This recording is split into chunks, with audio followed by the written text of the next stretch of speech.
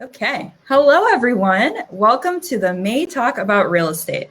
My name is Michelle, and I am the marketing lead for the ABR designation. And I am joined today by Brian Finley from Buyer Agent Brian and Company Real Estate, all the way in Canada.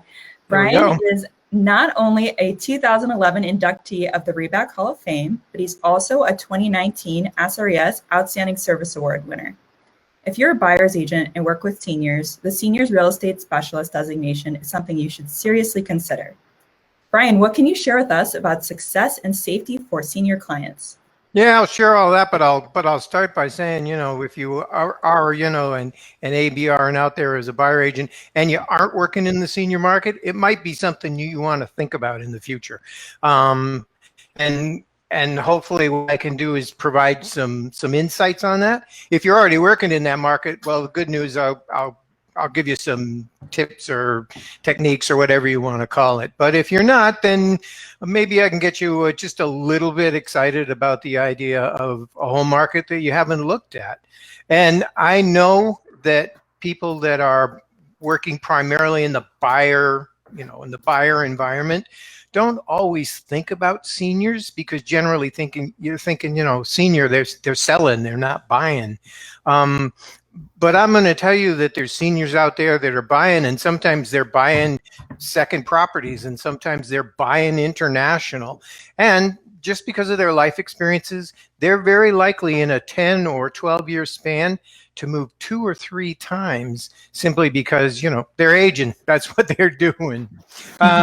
So I can't cover everything in the 20 minutes or so that we're going to be together, but you and I had chatted about maybe talking a little bit about, success points, but also then I wanted to spend a couple of minutes just talking about safety issues, especially, we've gone through the COVID. Well, we haven't gone through, we're still going through the COVID-19. It obviously had a really serious impact on seniors.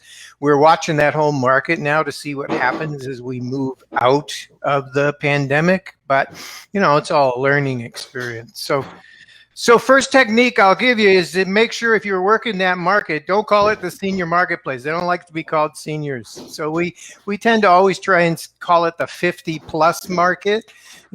Seniors don't ever like to be called seniors except for when something's free. If it's free for a senior, then they're right there. They're going to be all over you. So and the beauty of this particular market, if you work it, is that you get to bring some empathy and some patience and all of your best top skills to the clients and the customers that you may serve as you go along.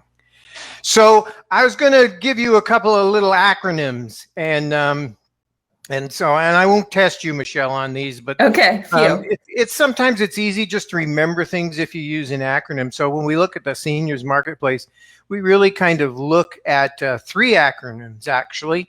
The first one is really a bigger one. It's communication between a customer or client, regardless of whether they're that 50+ market or whether they're, first-time home buyers.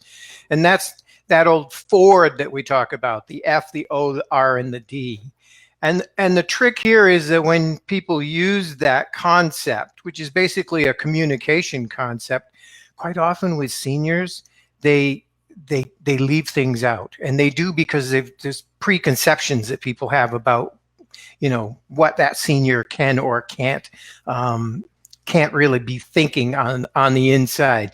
And so the Ford is family and friends. That's first and foremost, is taking a look. So you have a conversation with them about family and friends. And heavens, my father, he's deceased now, but when he was 86 years old, he'd already lost my mom. And we had a big wedding for him at 86. He married like an 83-year-old, and they lived together for the next 8 years. One of them couldn't see, and the other couldn't hear. It worked perfect for the 2 of them. Yeah. O is for occupation, because if you're going to talk to a senior, you're going to get a chance to talk about what they did. But more importantly, you need to talk about what they want to do. I know a 72-year-old senior who's gone back to school and is taking a course on being a private detective. So, I mean, you just never know what people are thinking about. The R is recreation and hobbies. So you just kind of want to see how active they are and what do they need. But the big one that people forget when they're looking at the 50 plus market is that D stands for dreams and goals. And they all have dreams and goals, even if they are 86 years old, even if they're 100 years old, they've got some dreams and goals going on in their head. So, so never downplay that. So you got the Ford one in your head, okay? Yep. All right. So we'll do the next one, which is the ADL, which is activities of daily living. And that really goes back to what I said when we first came on. There's a whole continuum of housing going on. And I think right now it's like 12 years between purchase of a house and the next house. But what's going on with a senior is they might have no urgent needs today, but tomorrow they might have, you know, a chronic situation that comes up, a health situation. And you know, heaven forbid, there may be an urgent need that comes up. All of those things that impacts their housing, it changes what their housing's like. So if you're there, if you're, you know, part of their trusted confidants, they're going to talk to you as these go out. And biggest thing with the 50 plus market is to make sure they're thinking ahead of the curve instead of, you know, reacting. You really want them to get so that they're doing it up front. So right. That's the Ford was the first one. You got that one, right? Mm-hmm. And the ADL is the next one. And the last one is the one we call SAFE. And it's just how we look at the 50 plus market and what's going on. Seniors they can be what we call house poor. They've got no mortgage, and therefore they kind of think of this house as being free. But we all know, you know, you've got to maintain them. You got to take care of them. You still probably got to pay the taxes on them. So we use that acronym SAFE really just to take a look at both how their house is functioning for them and how the community or where they live is functioning for them. And the story that I always tell when I'm doing the SRES class here in Edmonton is we have some sections of town which aren't as nice as you'd want to live in, is what it boils down to. And in a lot of cases, that's where the seniors are living. They've been living there for, you know, for 70 years, 75 years. Right. And so they feel very comfortable in their home, but they don't feel very comfortable in their community. And so literally they're stuck in that house. So you got to look at safety. You got to look at access. How easy is it for them to get where they need to go? And for that matter, that means getting the dishes out. And then the other thing is fits, that it all kind of works for you. Like climate and those kinds of things. You know, does your area work for you? As well as, you know, does your house still fit the needs? Because, you know, if all of a sudden you're going to have to do a wheelchair or a walker, you know, those doorways get a little bit short after a while and small, so you have to do those. And the last one is just ease of use, trying to make it easy because as somebody who is a 50 plus, some days things function much better than other days. So. So there you go. Those are like 3 quick little acronyms that you can use as far as, you know, looking at the senior marketplace. Great. And, you know, if you're going to become a quasi-expert in a lot of areas if you work in that 50 plus market. So, you know, be careful you don't overstep your bounds. That is to say, we can offer advice, but more or less what you really want to do is you want to offer access out into the community to those people that they need, you know, support and help from, you know. So get yourself a good team that you build around you, lawyers and organizations that work with seniors, of which there are hundreds in any major center. That's where you want to spend a lot of your time, is just making those connections. The next thing you know, the phone will be ringing because somebody in a social setting or organization calls you up and says, I have an individual, I think they need to sell their home. Could you go and talk to them, Brian? You know, those kinds of things. So, those connections and are great. you know, there's plenty of milk and cookies that go along with this market too. So that's kind of the nice end. But I did want to at least spend just a little bit of time talking about the more serious side of this market, because I don't want you to get mad at me because you go into this marketplace and then all of a sudden you bump into something and say, oh my gosh, Brian didn't tell me this. It's like, here's an opportunity for you as a realtor to give back and to be concerned about your community. So it was very smart of you, Michelle, to turn around and make that title, success and safety in the senior marketplace, because that's really what I just wanted to touch on. Because there is this whole issue around elder abuse. And while generally speaking, seniors, everybody likes to think that they're, a big victim of crime. It's not from a numbers standpoint that that's the case.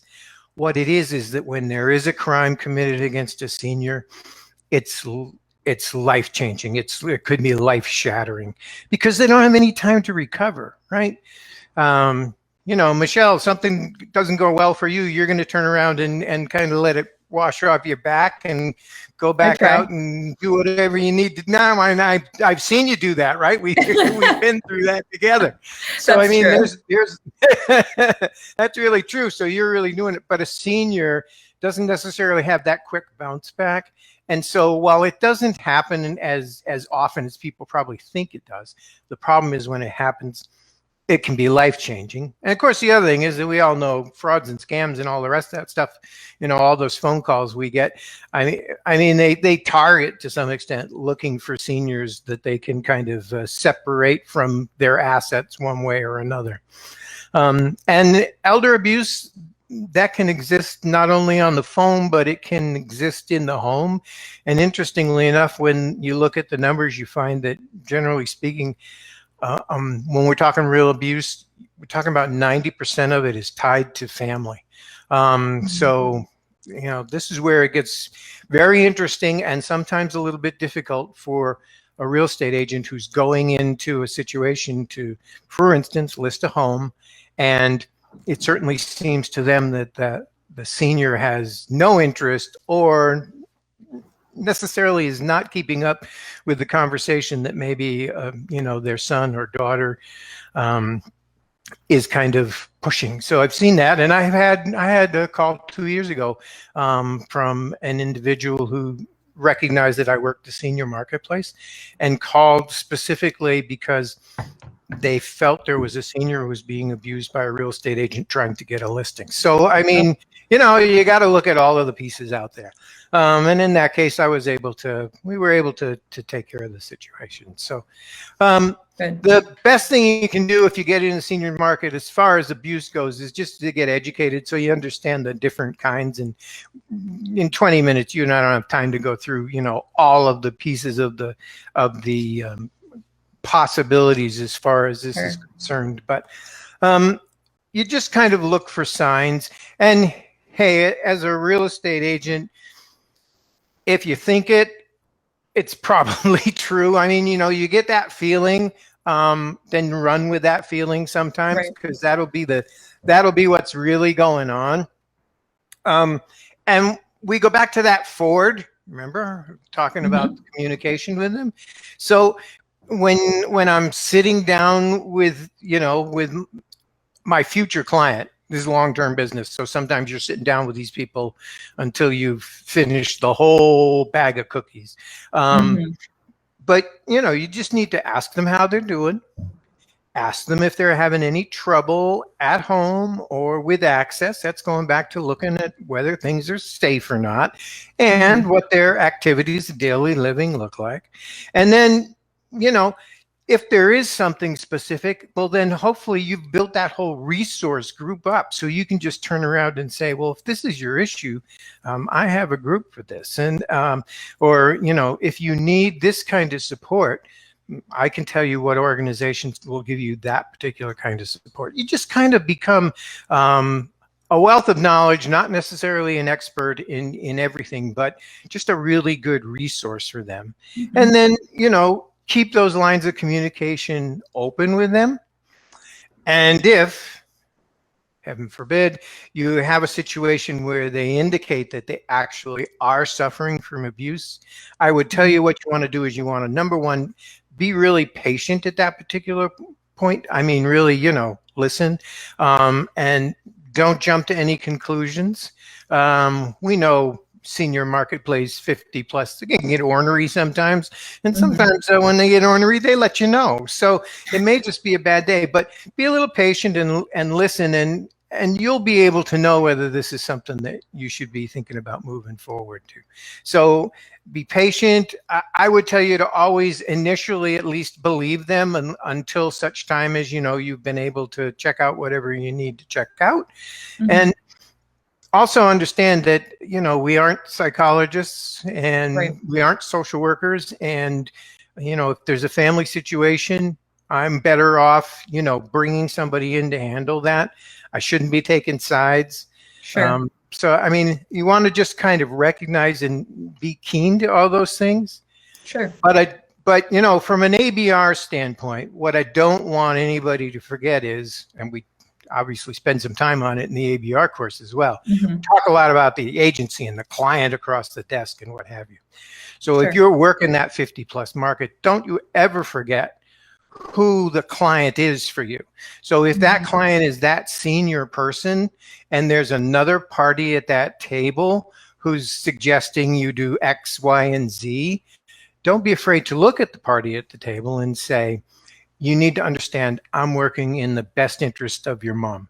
That's my job here. This is who I represent. So it really gives you a chance to use that ABR stuff that we teach you in the class in terms of setting that all up.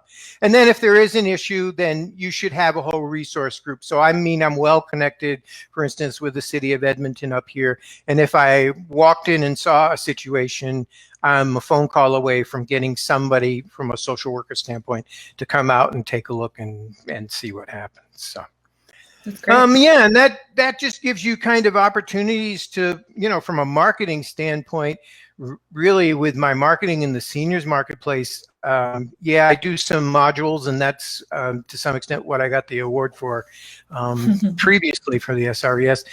But that was really just a matter of creating some modules for seniors, about 30 minutes long, and there's 7 of them, and they talk about communication and kind of really key off of that 2-day SRES course, which, as you and I have mentioned, can be used for an elective against the ABR. So if anybody's listening in, but you're not an ABR yet, but you want to be, SRES, good course to take, available through through the regular channels, either online or in the class, and look at those. So last little tips and tricks. I would tell you that we're digital presence. We're talking about being online all the time and everything. So if you are going to work the senior market, you should make sure that your website has some senior material on it. So that it's specific, so that if somebody goes over there and wants to check you out, it makes sense. They can see that that you're special. Which, if you've got your SRES and your ABR, you are special. Totally.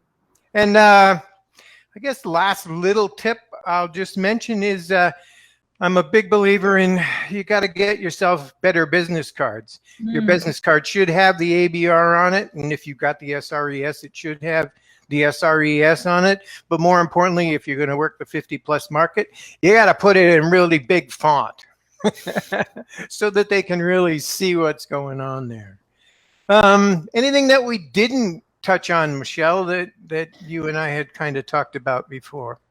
I was just thinking, and I know it can, depend on where you live, which market you work in, but if someone were to see elder abuse, you mentioned like having a network of people to reach out to, social workers, things like that. Like, what would be a good plan of action for people to report elder abuse if they do see it?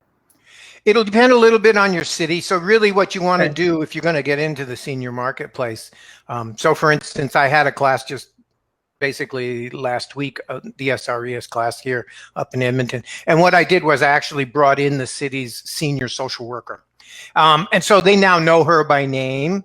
And so they've got a phone number and a name they can call and say, I met you in class, and I've got a situation, and I don't know how to deal with it.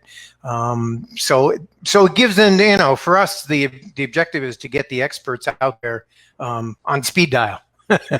So yeah, and you can do that. Any major city will have a whole battalion set up related to senior abuse, because it is something that's being worked on pretty hard. sometimes it's pretty sad because there's limitations to what can be done. And Right. so we talk about that. But generally speaking, you can still make the world a better place and, do some business at the same time. Boy, can't ask for more than that, right? Yeah, it's a winning combo. Yeah, there Great. you go. Were there any questions, Michelle? Do you know? I don't see any questions at this time. Just a reminder to everybody watching that we are live. So if you have any questions, feel free to leave that for us on Facebook and we will try and answer them. And even after this video wraps up, if you have a question after the fact, I will make sure that we get that answered for you. We just wanted to remind you that if you are interested in taking the SRES course, you can learn more about the SRES designation at sres.realtor.